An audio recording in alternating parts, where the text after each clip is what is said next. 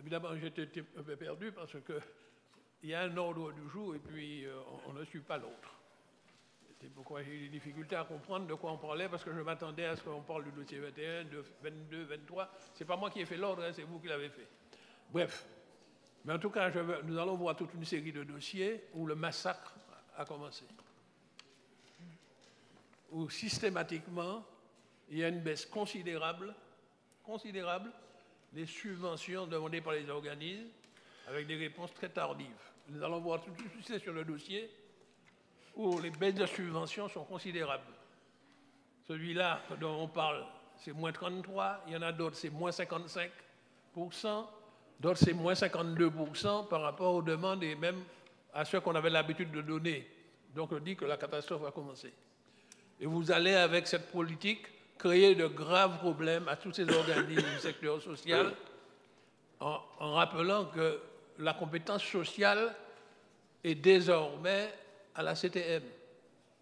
Quand c'était la région, elle pouvait intervenir ou pas. C'était le département qui est un principal et la région accessoirement. Mais actuellement, la CTM qui réunit les deux et les organismes du secteur social comptent énormément sur nous. Alors on prend beaucoup de temps pour les répondre et puis on baisse considérablement les subventions. Et on va mettre ces organismes en difficulté. Nous n'allons pas vous accompagner dans cette politique. Nous n'allons pas voter, nous n'allons pas participer au vote parce que nous ne voyons pas pourquoi vous réduisez de manière aussi importante les subventions données à ces organismes qui ont un intérêt social majeur. On est fini. Merci, Président. J'entends dire que tout ça, si ça arrive là, c'est de notre faute de mandature précédente. Et puis, à chaque séance, on parle d'un trou imaginaire, parce que ça n'existe dans aucun document financier qui nous a été transmis. Je rappelle que le compte administratif de 2020 a été présenté par vous, l'état d'excédent. Le compte administratif de 2021 a été présenté par vous, l'état d'excédent. 2022 est un excédent. 2023 est un excédent. Et puis, l'accident que nous craignions arrive au compte administratif 2024, où vous avez la partie fonctionnement avec un déficit de 26 millions. Ça ne s'était jamais produit depuis la création de la CTM. Je cite un professeur d'université qui a donné une interview dans la presse, pour appeler ça. Alors, j'ai bien dit déjà dans mon intervention précédente que c'était la partie fonctionnement. Alors, il est exact.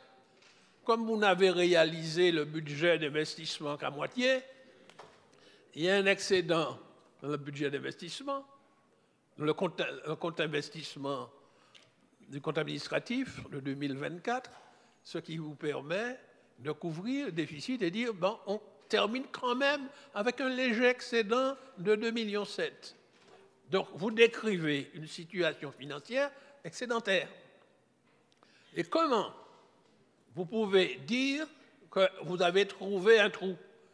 Le trou se traduit en déficit, mais il n'est pas dans les documents.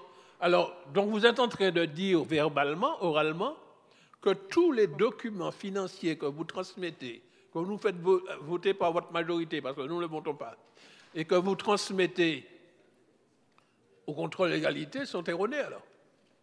Si vous trouvez. Alors, brusquement, vous avez fait un plan, vous avez fait des règlements pour limiter, réduire toutes les subventions que nous donnons habituellement, qui étaient données chaque année sur la mandature précédente, que vous avez continué à donner, puis à partir de cette année, vous avez décidé de réduire drastiquement. C'est ça le mouvement général. Et si nous prenons cet exemple de cette association, et tout le monde sait le service que rend cette association aux personnes qui sont atteintes de cancer, notamment cancer des seins. Vous savez que pendant longtemps, dans notre pays, on disait que le cancer, c'est incurable. Donc, tout de suite, il y a le moral qui tombe à zéro. Ces personnes ont besoin de soutien.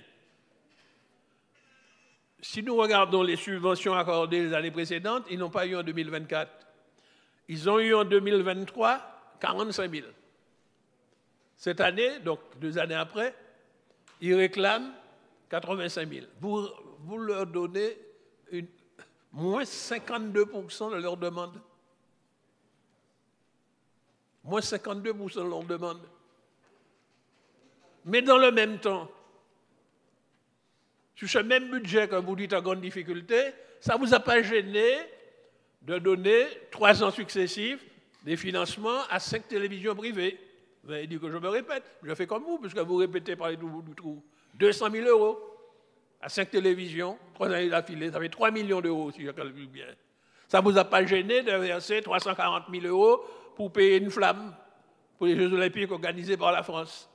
Mais par contre, c'est ça qui va ruiner la CTM quand vous allez supprimer les subventions demandées à des associations dont vous reconnaissez vous-même dans le rapport qu'ils ont un rôle social très important. Et puis j'entends dire que nous n'avons aucune compétence dans le domaine de la santé. C'est faux. Le conseil régional, même sous votre mandature, est intervenu dans ce domaine. Le conseil général est intervenu, et la CTM, depuis qu'elle existe, intervient dans ce domaine. Je vois, vous avez crié un cocorico, mais en même temps que nous, quand le cyclotron est arrivé. Le cyclotron, c'est le domaine de la santé. Et quand vous allez restons sur le dossier. L'installation, vous voyez donc, venir dire que nous n'avons aucune compétence là-dedans, eh il faut expliquer pourquoi nous ne cessons d'intervenir. Nous travaillons pour le bien de notre population. Alors, collègues, nous proposons qu'au moins que l'on donne ce qu'on avait donné en 2023. Que le collègue a fait une proposition d'amendement sans de chiffres, il a dit de donner un petit peu plus. Au moins de ce qu'on a donné en 2023. Ok.